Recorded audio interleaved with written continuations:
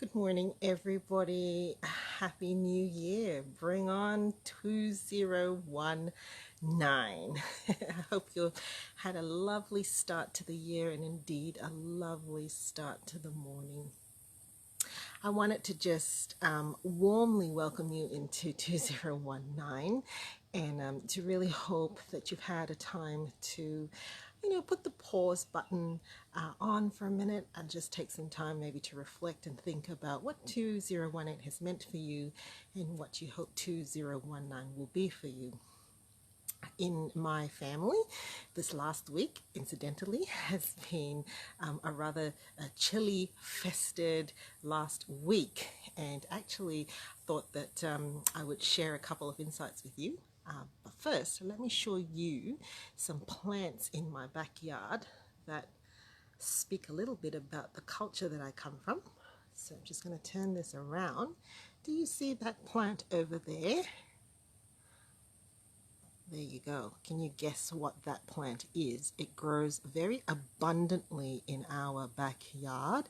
In fact, there are about 2 or 3 of these plants that seem to just thrive in our backyard, and I don't really want them to be that big and that massive, but they tend to be there. Hello, if you're joining me. Do you know what this plant is? Do you have any idea what it is? Well, I'll tell you what it is, and please let me know, what are you doing for the new year if you're watching this? Ooh, that is a curry leaf plant, right? We use this in our curries. It just provides the most aromatic, lovely enhancement to a curry. Now, incidentally, I was also given this week, let's see if I can show you, this little plant over here, which is a chili plant. And it's got some of my revitalization colors there, red.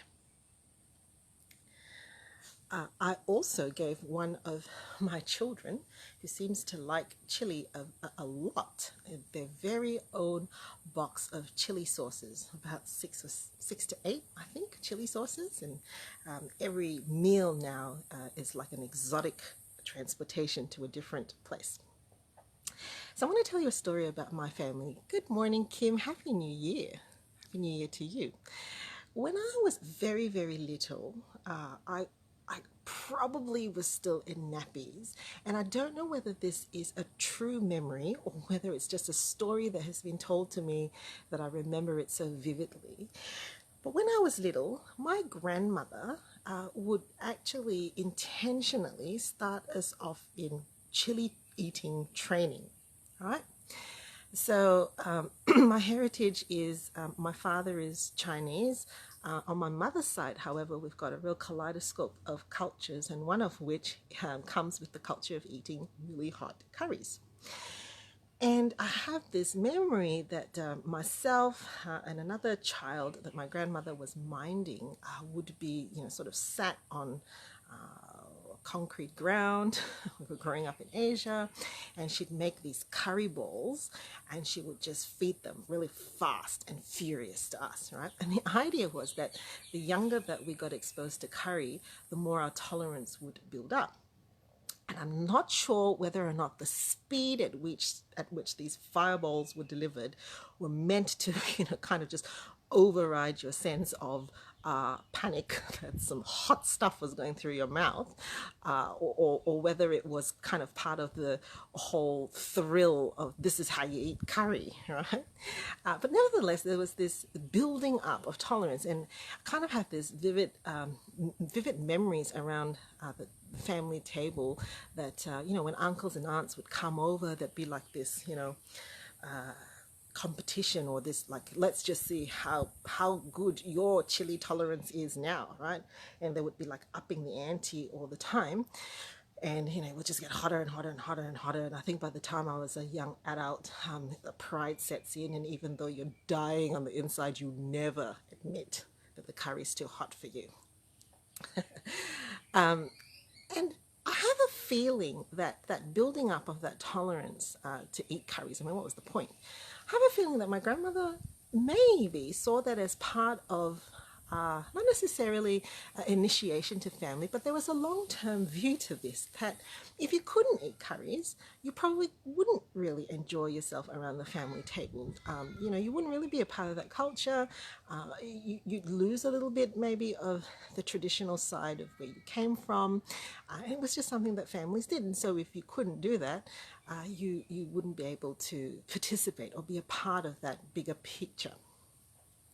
Now, in my own life, I may have tried to feed my kids chili when they were little. I probably didn't do it very consistently, but I am grateful and thankful that my grandmother did set me off on that process. Now, the thing about eating chili, this is what you need to know. When your mouth is burning and stinging, right, what's the first thing that you want to reach out for? When you've got something hot in your mouth, what's the first thing that you think of? You probably reach for a glass of cold, icy water, right? However, that's probably not what you want to do. You don't want to reach for water. Now, your second option is to just stop. So this morning, I actually thought that seeing as we had a bit of a chili theme, I felt like, okay, my first meal for 2019 was actually going to be a hot chili fest breakfast. And I picked up this really spicy ramen noodle to eat. Hello there, I've got a second person watching here. Happy New Year to you too. Now, it looked lethal. It looked like hell in a bowl. And I wasn't quite sure if I was going to eat it, but I did. So the second thing you might do when you're thinking about eating chili is you might actually stop. You might think, what's the point? I can live with that chili. This is really agony. Why am I putting myself through it? Now, in my case, I can't stop eating chili, right? Eating chili would be giving up a part of me. Giving up chili would be giving up sort of a part of my culture, my background. I couldn't participate in these, warrior curry eating fests anymore. So with that, I'd just like to encourage you to think about 2019, about when we think about burning out. What are the things that in your life in 2018 seemed like the most intuitive, instinctive thing to do when you felt like you were on fire and maybe starting to burn out from the fire, that maybe it was instinctive to do, such as like drinking water, but maybe it didn't help at all. Maybe it even made it worse. Well, I'd like you to actually reflect on that and think about, well, maybe do something different then. All right, because my whole theme of unstoppable is not the feeling that I am invincible, not the thought that I'm invincible. Far from it. Unstoppable for me actually means that I want to keep doing what I want to do, much like eating curry, because there's a bigger vision for it. For every person that I can help to endure and to keep doing the things that they love and they're passionate about, that doesn't consume them, is a family, is a society, is a community, is a whole group of people that benefit as well.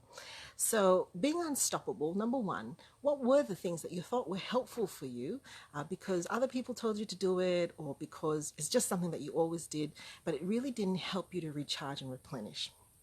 Try something different. And the second thing is, when you think about avoidance, are there some things that in your life, in your world, or in your work, or in your caring of others, that it's actually really, really meaningful for you, but it's now really scared you because what happened to you in 2018 is giving you anxiety that it may happen again? Well, can I encourage you that in burnout work, what we don't want to do is to stop the meaningful work. In fact, we want to increase the meaningful stuff. What we want to do is to reduce the things that drain us, that hinder us, that derail us from getting on with what we want to need to do. So I hope that you'll have a wonderful new year, and press the pause button for a little bit just to contemplate some of the stuff that I've been talking about, and then be recharged, relaunched, and unstoppable for 2019. See you later.